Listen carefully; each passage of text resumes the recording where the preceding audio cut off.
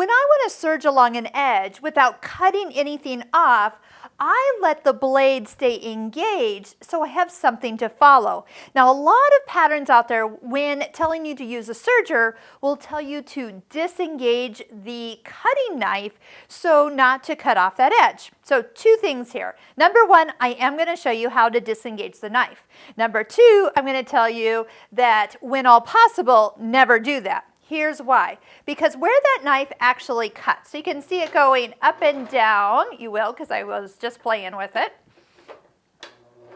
So it's going up and down.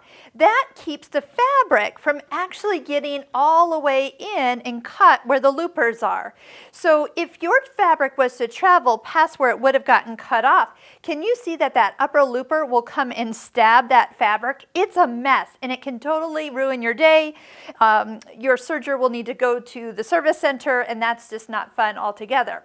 So yes, you can remove this knife, but you got to make sure you never let the fabric pass by where that knife would have cut it off. So for me, it's my visual guide. So I can run fabric right along that edge and actually not cut off anything. And if I did, I can just sliver, the smallest little amount.